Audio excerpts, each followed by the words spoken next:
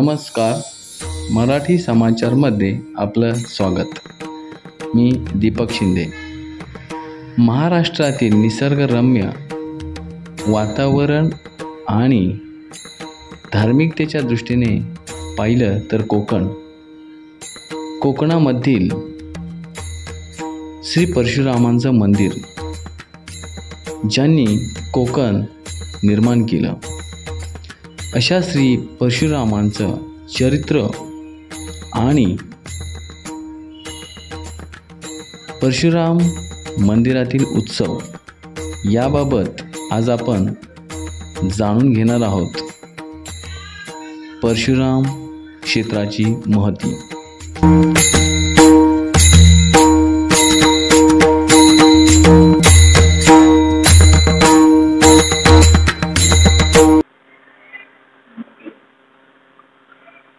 भगवान परशुराम हे विष्णूचे 6वे अवतार म्हणून प्रसिद्ध आहे. त्यांचं सुप्रसिद्ध मंदिर हे या चिपळूण तालुक्यामध्ये आहे. हा जो डोंगर आहे, या डोंगर हा सह्याद्री पर्वताचा एक भाग असून याला महेंद्र पर्वत असं नाव आहे. या महेंद्र पर्वतावरती परशुरामाने आपल्या उर्वरित आयुष्यासाठी तपस्या स्थान म्हणून याची निवड केलेली आहे. या ठिकाणी परशुरामांचं वास्तव्य आहे अशा तऱ्हेची आख्यायिका आहे. हे परशुरामांचं जे मंदिर आहे, हे मंदिर फार पुरातन अशा तऱ्हेचं आहे. आदिलशाहीच्या काळाच्या अगोदर या संपूर्ण भागामध्ये जंगल होतं आणि त्या जंगलामध्ये खाली असलेल्या पेढे गावाच्या लोकांची गुरं या ठिकाणी चरायला येत असत आणि तिथे असलेल्या एका कुणबी समाजातील माणसाचा त्या ठिकाणी या ठिकाणी गुरं चरायला येत असत. त्याच्याबरोबर एक गाय येत असे आणि ती गाय व्यायलेली होती आणि तिचं वासरू घरी असायचं आणि त्या ठिकाणी ती या रानात चरायला आल्यानंतर या ठिकाणी पाना सोडायचे विशिष्ट ठिकाणी आणि घरी जायचं तर घरी त्या ठिकाणी तिला दूध नसायचं आणि हा शेतकरी चिंतित असायचा की हे दूध जातं कुठे हिचं. म्हणून त्यांनी त्याच्यावर पाळत ठेवली आणि पाळत ठेवत असताना त्या ठिकाणी या गायी विशिष्ट ठिकाणी पाना सोडते असं दिसलं आणि म्हणून त्यांनी त्या जागेचा शोध घेतला. तेव्हा त्या ठिकाणी लिंग स्वरूपात या देवाचं अस्तित्व त्या ठिकाणी त्याला दिसून आलं आणि त्याला दृष्टांत झाला की मी या ठिकाणी तपस्येच्या रूपाने या ठिकाणी आलेलो आहे आणि मी वास्तव्यासाठी हे ठिकाण निवडलंय, तेव्हा तू या ठिकाणी पूजा करत जा. आणि म्हणून त्यांनी त्या ठिकाणी रोज त्या ठिकाणी पूजा करायला सुरुवात केली. अजूनही त्यांचं वंशज या पेढे गावामध्ये आहेत. त्यांना पाणकर असं म्हटलं जातं. त्यांनी त्या ठिकाणी पाणी घालून देवाची पूजा केली म्हणून त्यांना पाणकर हे नाव पडलं. त्या पाणकरांचा प्रथम मान उत्सवाच्या वेळेस या पाणकरांना असतो आणि त्यानंतरच्या कालावधीमध्ये या देवस्थानची हळूहळू सुरुवात झाली आणि लहानसं देवालय त्यांनी त्या ठिकाणी उभारलेलं होतं. पण त्या ठिकाणी हे करत असताना तो त्याची पूजा करत होता. परंतु कालांतरानं या ठिकाणी केळे माझगाव रत्नागिरी या इथल्या एका ब्राह्मण माणसाला, त्याचं नाव नारायण असं होतं, त्या नारायण नावाच्या माणसाला पोटदुखीचा त्रास होता आणि तो पोटदुखीचा त्रास त्या ठिकाणी असताना त्या ब्राह्मणाला त्या ठिकाणी दृष्टांत झाला की मी असा या महेंद्र पर्वतावर चिपळूणच्या वरच्या डोंगरावरती विद्यमान वास करत आहे. या ठिकाणी येऊन जर तू माझी पूजा अर्चा केलीस तर तुझ्या पोटदुखीचा त्रास त्या ठिकाणी नष्ट होईल, तो नाहीसा होईल असं सांगितल्यानंतर तो सहकुटुंब या ठिकाणी राहायला आला आणि त्यानं या इथे देवाची पूजा सुरू केली. त्या लिंग स्वरूपात असलेल्या परशुरामांच्या याची पूजा करत असताना त्यांनी संपूर्ण याच्यामध्ये त्याचा प्रसार आणि प्रचार केला. त्या पूजा करणाऱ्या ज्या ब्राह्मणाचं वंशज आजही परशुराममध्ये आहे त्यांना गणपुले असं म्हटलं जातं. त्याचा आख्यायिका अशी सांगतात की गंध आणि फुल त्या ठिकाणी वाहत असल्यामुळे त्यांना गंध फुले आणि मग त्याचा अपभ्रंश होऊन गणपुले असं नाव त्यांचं झालं. अशा तऱ्हेचं आहे. ते मूळचे सहस्रबुद्ध होते आणि सहस्रबुद्धांचे पुढे गणपुले झाले. अशा तऱ्हेची आख्यायिका परशुराम मध्ये त्या ठिकाणी प्रचलित आहे. पुढे हळूहळू या देवाचा मोठा अशा तऱ्हेचा विस्तार होत गेला आणि आदिलशाहीच्या काळामध्ये याची उभारणी मोठ्या प्रमाणात झाली. आदिलशाहीच्या काळामध्ये तिथली असलेली जी बेगम होती त्या बेगमेचा जावई हा समुद्रामध्ये आपली गलबत घेऊन गेलेला होता आणि तो गेलेला असताना त्या ठिकाणी ती गलबत नाहीशी झाली, ती कुठे मिळेनात आणि त्याचा शोध घेत असताना त्या आदिलशाहीच्या बेगमेला त्या ठिकाणी काही जणांनी सांगितलं की या समुद्राचा देव हा परशुराम आहे आणि त्या परशुरामाला तुम्ही नवस केलात तर निश्चितपणे ती गलबत तुमची परत येतील किंवा तो जावई तुम्हाला सापडेल. आणि त्याप्रमाणे त्या बेगमेनं त्या ठिकाणी नवस केला परशुरामांना की हे परशुरामा तू समुद्राचा देव आहेस आणि म्हणून तू या ठिकाणी माझ्या जावयाची गलबत किंवा जावयाचा शोध मला परत मिळू दे. आणि कालांतरानं तो जावई गलबतासह त्या ठिकाणी चुकलेला जो होता समुद्रामध्ये तो परत आला आणि म्हणून पहिला घुमट हा त्या ठिकाणी आदिलशाहीच्या त्या बेगमेच्या माध्यमातून या ठिकाणी झाला. दुसरा घुमट जो आहे तो त्या दरम्यान पुढे तयार झाला आणि हे तयार होत असताना छत्रपती शिवाजी महाराज हेही या परशुरामांचे अत्यंत भक्त होते. कारण ज्या वेळेस या इकडच्या कोकणातल्या ज्या मोहिमा होत त्या मोहिमा या दळवटणे गावामध्ये त्यांचा सैन्याचा तळ असे आणि ते सैन्याचा तळ जेव्हा दळवटणे गावामध्ये असे त्यावेळेस ते वरती या पाखाडीने पूर्ण परशुरामांच्या दर्शनासाठी नित्यनेमाने येत असत. त्यांची घोड्याची पागा ही पाग चिपळून येते होती आणि नित्यनेमानं दर्शनासाठी शिवाजी महाराज येत असत. आणि जेव्हा त्यांचा राज्याभिषेक झाला तेव्हा राज्याभिषेकाच्या 1 महिना अगोदर त्या ठिकाणी परशुरामांच्या भेटीसाठी त्यांचं दर्शन घेण्यासाठी सहपरिवार हे शिवाजी महाराज या ठिकाणी आलेले होते आणि त्यांचं पौरोहित्य इथले जोशी नावाचे जे कुटुंबीय होतं त्यांनी केलं होतं. त्या पौरोहित्याच्या वेळेस छत्रपतीने असं सांगितलं की आता या ठिकाणी माझा राज्याभिषेक होतो आहे आणि यापासून त्या ठिकाणी देवाचा नैवेद्य हा छत्रपतींचा नैवेद्य म्हणून तुम्ही सुरू करावा आणि अशा तऱ्हेची विनंती या इथल्या जोशी कुटुंबियांना केली. ते त्यांचं पौरोहित्य त्यांनी केलेलं होतं आणि त्यांना आमरस हा गाव त्या ठिकाणी अर्ध उत्पन्न देवाला आणि अर्ध उत्पन्न या जोशी कुटुंबाला अशा तऱ्हेचं देण्यात आलं आणि अशा तऱ्हेनं अव्याहत त्यांचा छत्रपतींच्या वतीनं नैवेद्य आणि त्या ठिकाणी असलेलं कायमस्वरूपी दिवाबत्ती ही व्यवस्था त्यांना करण्याची आज्ञा छत्रपतींनी केली, विनंती केली आणि त्यांचं त्या ठिकाणी इनामदार जोशी म्हणून त्यांचं नाव त्या ठिकाणी झालं. अशा तऱ्हेचं जोशी कुटुंबीय या ठिकाणी परशुराममध्ये आहे. कालांतरानं पेशव्यांच्या कालामध्ये त्या या परशुरामाच्या धामणदेवी गावाच्या जंगलामध्ये बीड जिल्ह्यातले दुधगाव इथले एक संत ज्यांना ब्रह्मेंद्र स्वामी असं म्हटलं जातं ते ब्रह्मेंद्र स्वामी इथे 12 वर्ष तपश्चर्या करण्यासाठी आले आणि त्यांनी तपश्चर्या करून धामणदेवीच्या जंगलामध्ये उपासना केली आणि भार्गवरामाच्या या संपूर्ण गावाचा ऊर्जितावस्था किंवा जीर्णोद्धार करण्याचा संकल्प त्यांनी केला. ते पेशव्यांचे गुरु होते आणि त्यामुळे त्यांना त्या ठिकाणी राजाश्रय चांगल्या तऱ्हेचा होता. त्याचबरोबर ते कान्होजी आंग्रेंचेही गुरु होते आणि इथला असलेला जो जंजिराचा सिद्धी आहे त्याच्यावरही त्यांचा वचक होता आणि अशा तऱ्हेनं ब्रह्मेंद्र स्वामींनी या संपूर्ण गावाची रचना केली. अनेक प्रकारच्या पाखाड्या या ठिकाणी बांधल्या, अनेक प्रकारच्या घरांची रचना या ठिकाणी केली. इथे असलेली जी मोठी 4 मजली बाव आहे तिला धावजीची विहीर असं म्हटलं जातं. ग्रामदैवत ह्या गावाचं धावजी असं आहे आणि त्या धावजीच्या मंदिराच्या शेजारी ती विहीर बांधलेली आहे. ती ब्रह्मेंद्र स्वामींच्या काळामध्ये बांधली गेलेली आहे. अशा तऱ्हेचा हा संपूर्ण परशुरामाचा इतिहास आहे.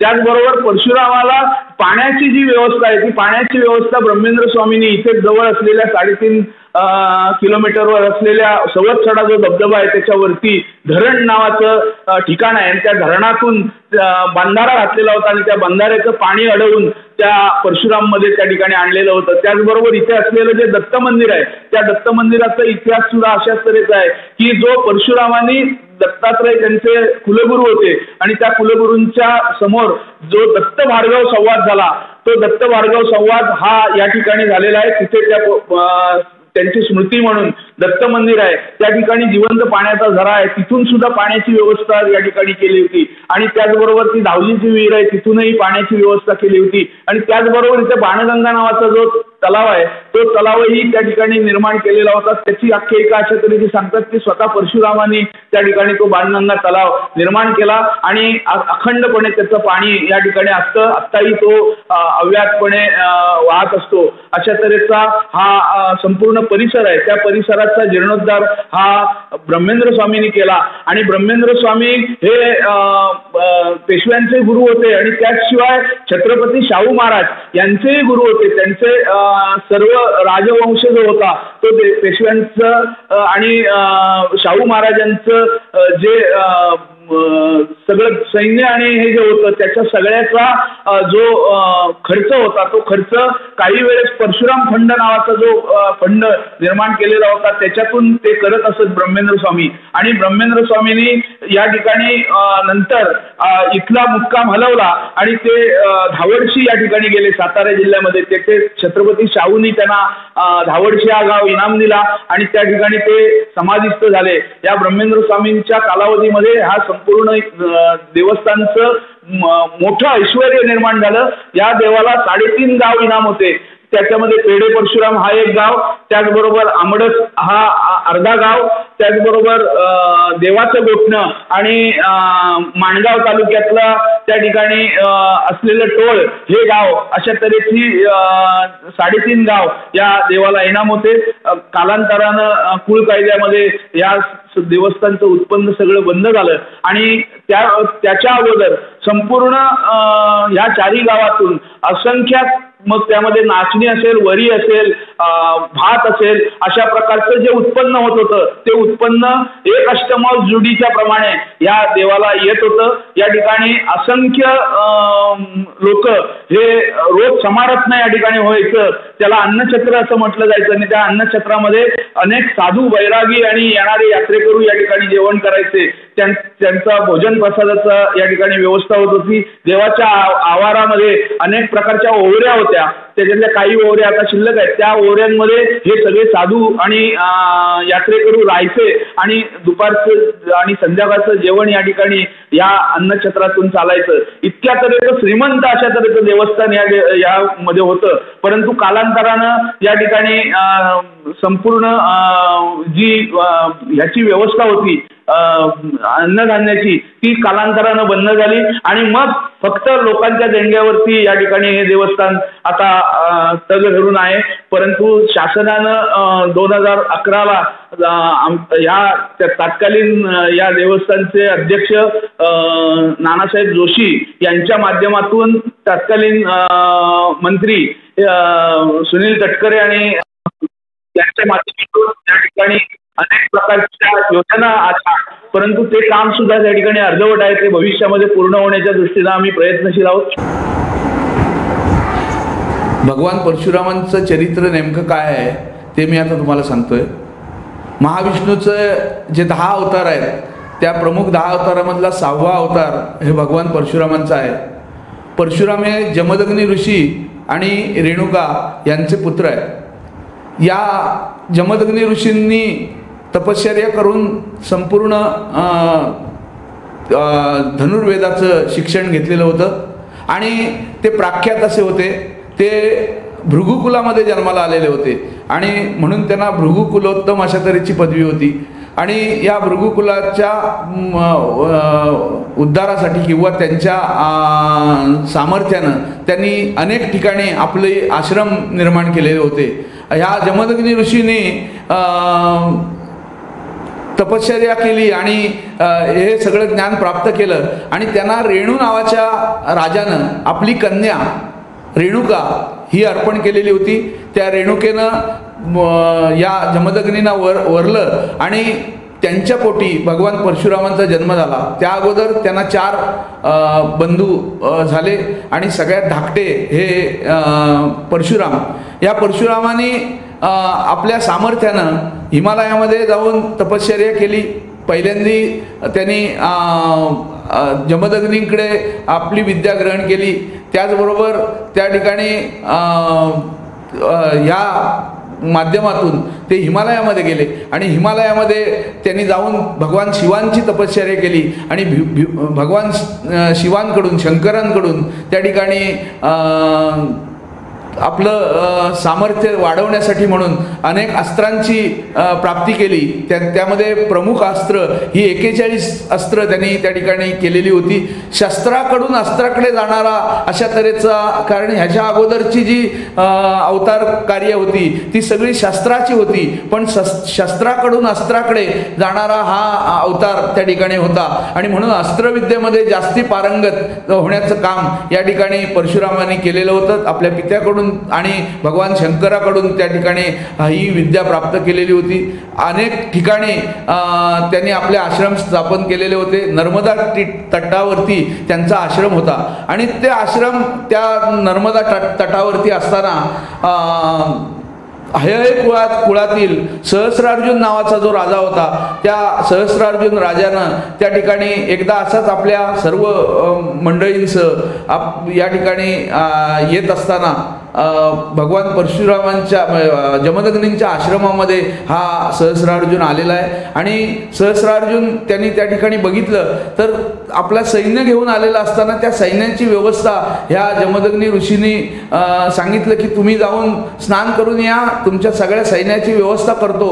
आणि त्यांच्याकडे असलेल्या कामधेनूच्या माध्यमातून त्यांनी त्या ठिकाणी या सगळ्या सैन्याची भोजनाची व्यवस्था केली, त्यांचं आदरातिथ्य केलं आणि ती कामधेनू त्या ठिकाणी बघितल्यानंतर ह्या भगवान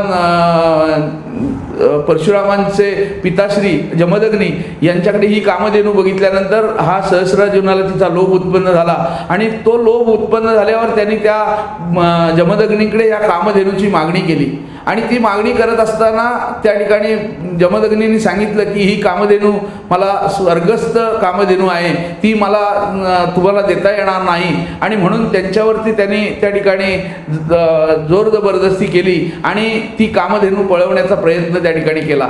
आणि ही कामधेनू पळवत असताना त्या कामधेनूच्या माध्यमातून अनेक तऱ्हेचे वीर त्या ठिकाणी उत्पन्न झाले आणि त्या सहस्रार्जुनाला पळवून लावलं आणि त्या ठिकाणी ती कामधेनू पुन्हा जमदग्नींच्या ऋषींच्या आश्रमात आली. परंतु नंतरच्या कालावधीमध्ये ह्या कामधेनूचा रोष या सहस्रार्जुनानं ठेवलेला होता आणि सहस्रार्जुन हा तशा तऱ्हेनं जर विचार केला तर भगवान दत्तात्रयांचा शिष्य होता. त्यांनी अनेक प्रकारच्या विद्या प्राप्त केलेल्या होत्या आणि भगवान दत्तात्रयांकडून त्यांना वर प्राप्त झालेला होता की तुझ्या बाहूमध्ये 1000 हत्तीचं बळ येईल आणि म्हणून त्याला सहस्रार्जुन असं म्हटलेलं होतं. अशा तऱ्हेचा सहस्रार्जुन.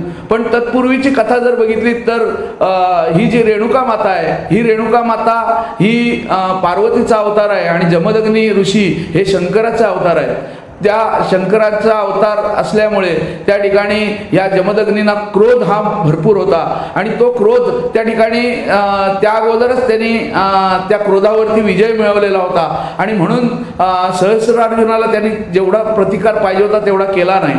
पण कालांतरानं हे करत असताना त्या सहस्रार्जुनाला त्या कामधेनूचा लोभ जास्तीच उत्पन्न झाला आणि तो उत्पन्न झालेला लोभ हा कालांतरानं हा सहस्रार्जुन पुन्हा जमदग्नींच्या ऋषींच्या आश्रमावरती आला आणि त्यांनी त्या आपल्या पुत्रांसहित त्या जमदग्नींच्या ऋषींच्या आश्रमावर हल्ला केला आणि या जमदग्नी ऋषींना त्या ठिकाणी मारून त्यांचा शिरच्छेद केला आणि शिरच्छेद केल्यानंतर त्यांच्या आडवी ही रेणुका माता आली, तिचाही त्याने अवमान केला आणि ह्या कामधेनूला घेऊन तो गेला. परंतु ती कामधेनू त्याच्याजवळ राहिली नाही, ती पुन्हा स्वर्गामध्ये गेली. परंतु त्यावेळेस सर्व हे जे बंधू होते त्यांच्यासहित परशुराम हे वनामध्ये गेलेले असताना त्या ठिकाणी त्यांनी रेणुकेनं परशुरामांना हाक मारली की हे परशुरामा धाव आणि म्हणून परशुराम त्या ठिकाणी आले आणि बघितलं तर आपल्या वडिलांचा शिरच्छेद झालेला आहे आणि शिरच्छेद झालेला असताना त्या मातेलाही त्या ठिकाणी जखमा झालेल्या आहेत, तिचाही अवमान झालेला आहे आणि म्हणून त्या ठिकाणी त्यांनी प्रतिज्ञा केली की या सहस्रार्जुनाला मारीनच, परंतु जे जगामध्ये जे अनाचारानं राज्य करणारे राजे आहेत त्या अनाचारी राज्यांना त्या ठिकाणी मी अद्दल घडवीन आणि 21 वेळा निक्षत्रिय पृथ्वी करीन अशा तऱ्हेची प्रतिज्ञा केली.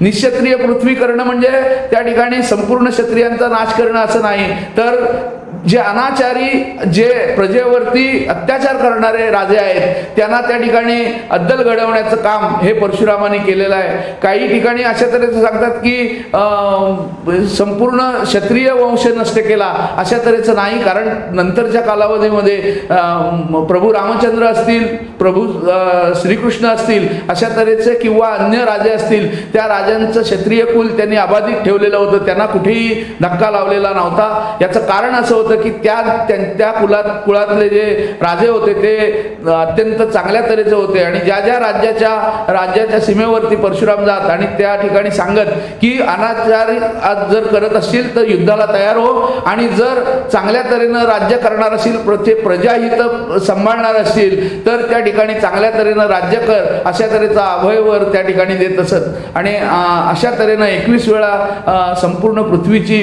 प्रदक्षिणा केली, संपूर्ण पृथ्वी जिंकली आणि जिंकलेली पृथ्वी ही कश्यप ऋषींना त्या ठिकाणी दान केली. आणि दान केल्यानंतर या ठिकाणी राहण्यासाठी ज्या दान केलेलं आहे त्या भूमीवर राहायचं नाही म्हणून सह्याद्री पर्वतावरती परशुराम आलेले आहेत. परशुरामाने सह्याद्री पर्वतावर येऊन समुद्राकडे मागणी केली की मला राहण्यासाठी भूमी दे. आणि म्हणून समुद्रानं असं सांगितलं की मी तशा तऱ्हेची भूमी देऊ शकत नाही, पण तुम्ही बाण सोडा. आणि म्हणून परशुरामांनी बाण मारला आणि बाण मारून या ठिकाणी सह्याद्री पर्वतापासून, सह्याद्रीच्या पायथ्यापासून मग तो समुद्राच्या कडेपर्यंत 700 कोस लांबीचा आणि अशा तऱ्हेचा संपूर्ण कोकण, सप्त कोकण ज्याला म्हटलं जातं, तो कोकण त्या ठिकाणी निर्माण केला. या ठिकाणची संपूर्ण वस्ती ही निर्माण करण्याचं श्रेय परशुरामांना आहे. चिपळूण हे जे गाव आहे त्याला पूर्वीच्या काळी चित्तपोळण असे तऱ्हेचं म्हटलं जायचं. या परशुरामाने या भूमीची निर्मिती केली.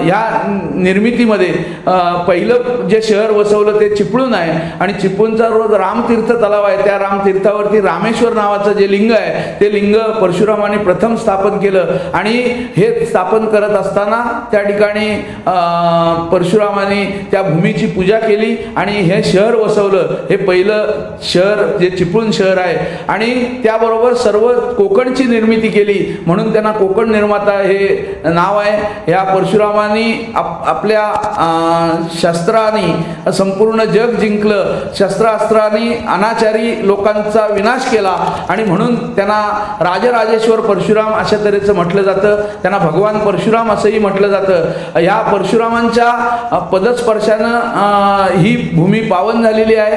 परशुरामांना ते भृगुकुलात जन्माला आले म्हणून त्यांना भार्गवरामही असं म्हटलं जातं. त्यांचं मूळ नाव राम आहे.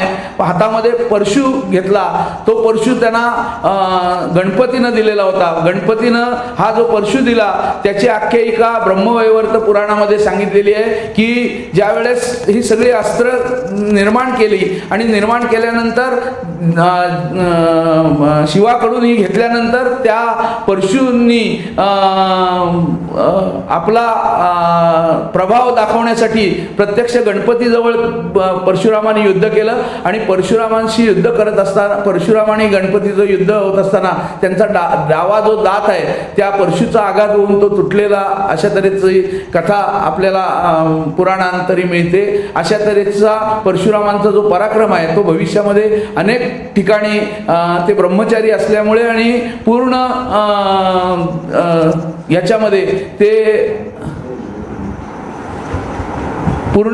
याच्यामध्ये ते पारंगत असल्यामुळे, त्याचबरोबर ते चिरंजीव आहेत आणि चिरंजीव असल्यामुळे त्या चिरंजीवत्वाचा प्रभाव म्हणून अजूनही परशुराम या ठिकाणी आपल्या तपस्सामर्थ्यानं तपश्चर्या करत आहेत। हे चिरंजीव असल्यामुळे पुढे अनेक अवतारांमध्ये त्यांचा प्रादुर्भाव त्या ठिकाणी दिसतो। प्रत्यक्ष भीष्माचार्यांना, कृपाचार्यांना, त्याचबरोबर द्रोणाचार्यांना त्यांनी त्या ठिकाणी आपलं अस्त्रविद्येचं ज्ञान त्या ठिकाणी दिलेलं होतं। त्याचबरोबर कर्णालाही त्या ठिकाणी अस्त्रविद्या त्यांनी शिकवलेली होती। परशुराम क्षेत्रातील प्रमुख उत्सव पुढील प्रमाणे आहेत। त्यामधील प्रमुख जो उत्सव आहे तो वैशाख शुद्ध तृतीया या दिवशी म्हणजे अक्षय तृतीयेच्या दिवशी भगवान परशुरामांचा जन्म झाला आणि तो जन्मकाळाचा उत्सव या ठिकाणी मोठ्या धूमधडाक्यामध्ये आणि अत्यंत भगवान परशुरामांना साजेसा असा या ठिकाणी होतो। परशुरामांची स्वारी या ठिकाणी विराजमान होते आणि त्याच्यासमोर कीर्तन प्रवचनादी कार्यक्रम या ठिकाणी होतात। 3 दिवसाचा उत्सव या ठिकाणी मोठ्या प्रमाणात साजरा होतो। दुसरा जो उत्सव आहे तो महाशिवरात्रीचा।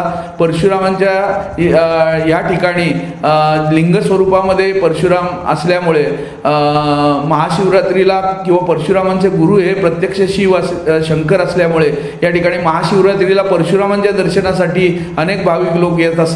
हजारोच्या संख्येनं महाशिवरात्रीचा उत्सव होतो। त्याचबरोबर मार्गशीर्षामध्ये आणि चैत्रामध्ये अशा तऱ्हेचे 2 वारकरी संप्रदायाचे मोठे नामसप्ताह या ठिकाणी होत असतात।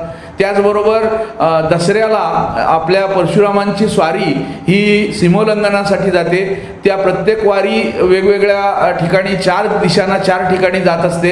परशुरामांच्या मुकुटाचा त्याला स्वारी असं म्हटलं जातं आणि ती परशुरामांच्या पालखी त्या ठिकाणी सजवली जाते आणि त्यामध्ये स्थापन केली जाते आणि ती संपूर्ण गावकऱ्यांच्या सहित आबालवृद्धांसहित या ठिकाणी सीमेच्या पलीकडे जाऊन परशुरामांच्या सीमेच्या पलीकडे जाऊन त्या ठिकाणी आपट्याचं सोनं हे लुटलं जातं आणि संपूर्ण गावाला आणि पंचक्रोशीतल्या लोकांना या ठिकाणी त्या सोन्याचा एकमेकाला प्रदान करण्याचा हा सोहळा मोठ्या थाटामाटानं होत असतो।